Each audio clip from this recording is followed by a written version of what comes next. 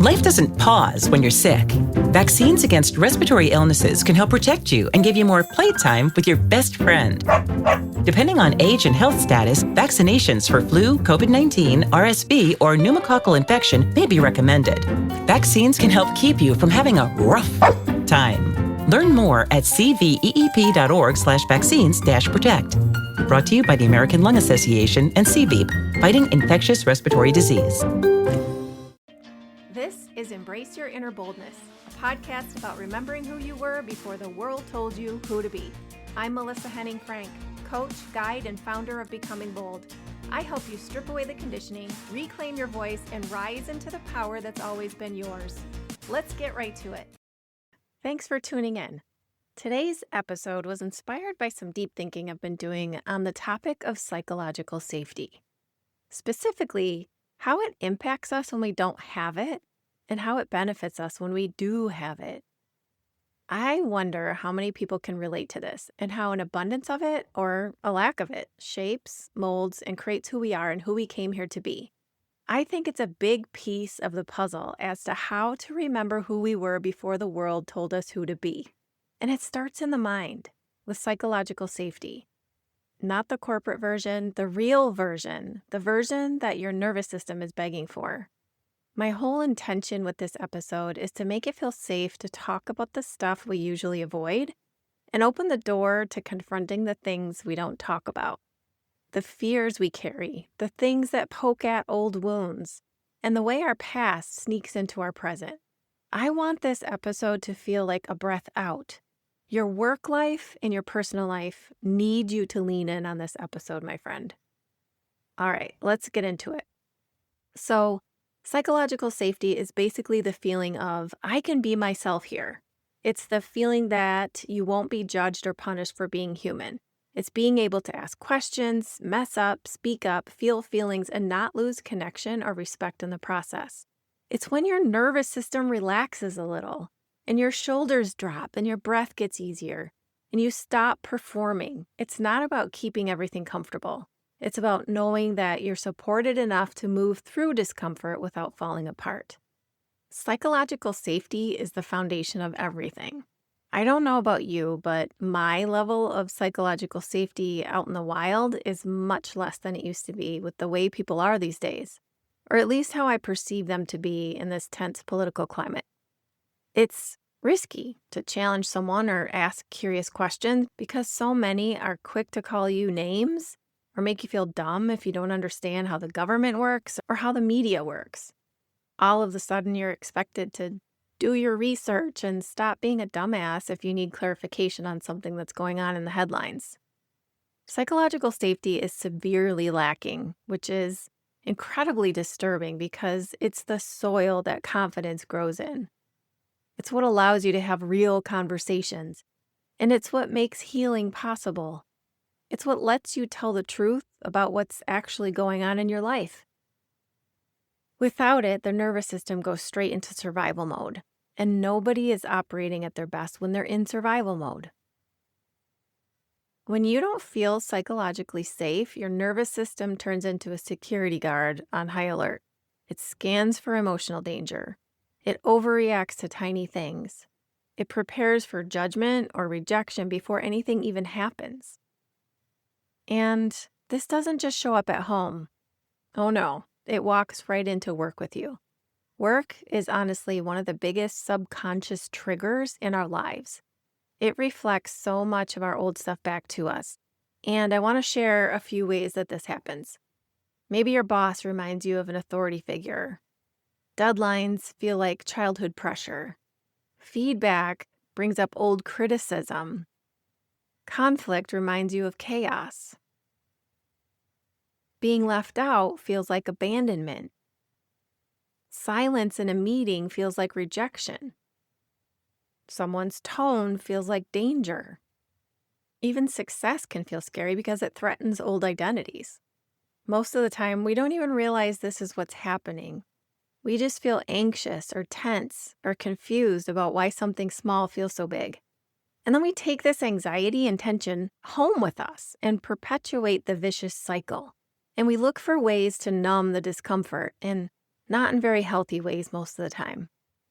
If you're not feeling psychologically safe at work, it might look like this: overthinking every email, replaying conversations in your mind, staying quiet to avoid drama, feeling intimidated by leadership, trying to be perfect so nobody gets upset, apologizing for things that aren't your fault, taking things personally, shutting down during conflict, feeling exhausted from acting fine.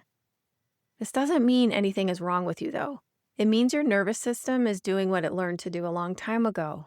You're subconsciously protecting yourself, and in the process, getting in your own way, and your confidence is taking a big hit.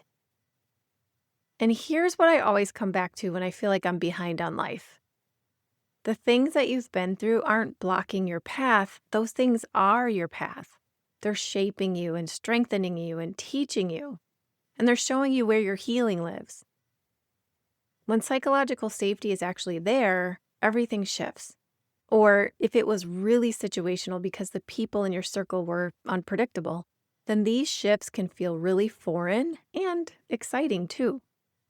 You tell the truth more easily. You stop bracing for impact. You trust your instincts. You ask questions without spiraling. You make decisions from clarity instead of fear. You feel calmer and steadier. You stop abandoning yourself to keep the peace. You start showing up as the real you. And honestly, you don't have to be surrounded by perfect people to create this. A lot of this begins inside you, which brings me to the B.O.L.D way. The B.O.L.D way is a framework I created to help you go from where you are today to where you want to be in the future. So it's an illustration of 4 things that have helped me time and time again on my own path and still help me today. I use this framework in my coaching practices and in my leadership workshops to help people in their teams become who they want to be without settling for something less than they're aiming for. B stands for breakthrough barriers. So when you don't feel safe, barriers pop up everywhere. You have fear of judgment, fear of rejection, fear of conflict, fear of disappointing someone, fear of being misunderstood, fear of emotional pain, fear of being too much, fear of being wrong. These aren't random fears. They usually come from old experiences that taught you to shrink or hide. And breaking through them isn't about pushing yourself to be fearless. It's about getting curious about what your body is protecting you from. Next is the O for own your impact. Owning your impact means taking responsibility for your healing even when the environment around you isn't ideal. It sounds like, I can set boundaries even if they feel new. I can choose how I respond. I can tell the truth about what I need. I can support my own nervous system. I don't have to repeat old patterns. I can take up space here. This is where you stop waiting for someone else to change so you can finally grow.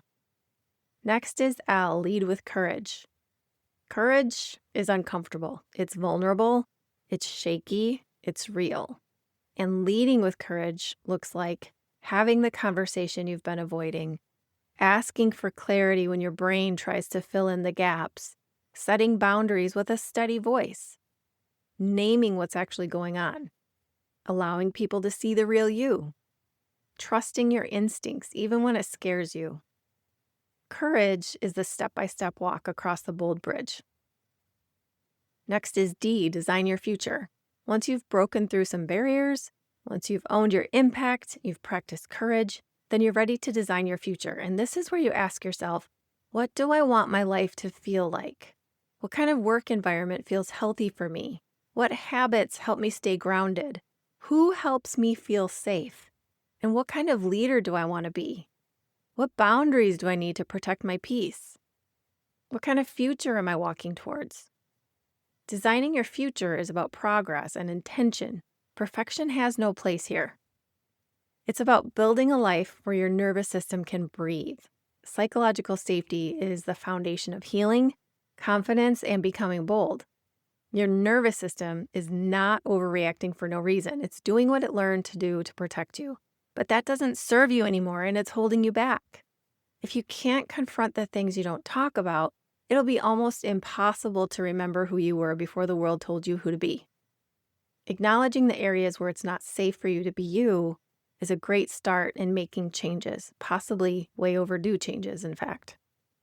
And as you use the BOLD way to break through barriers, own your impact, lead with courage, and design your future, you create a sense of safety inside yourself that nobody can take away. You're safe to grow here. You're safe to be honest here. And you're safe to become bold here. If this episode resonated with you, let's talk about how you want it to be and how I can help you get there with the BOLD way. Many workplaces subsidize personal development, which often includes coaching. So let me know if you need a template to request a subsidy or reimbursement from your employer for personal impact and confidence coaching. This is what I'm here on earth to do. And until next time, please be kind to your mind. That's it for today's episode of Embrace Your Inner Boldness. If this stirred something in you, don't let it fade. Screenshot this episode, tag me at Becoming Bold LLC, and share it with someone else who's ready to rise. And hey, if you haven't already, take a second to subscribe, rate, and review the show. That's how we spread the boldness and keep this movement growing. Whatever came up for you today, feel the fear and do it anyway. You don't need to wait for perfect timing or permission. You are powerful. You are ready. And remember, the only limit to your boldness is the one you set for yourself. Until next time, stay bold, stay curious, and keep becoming you.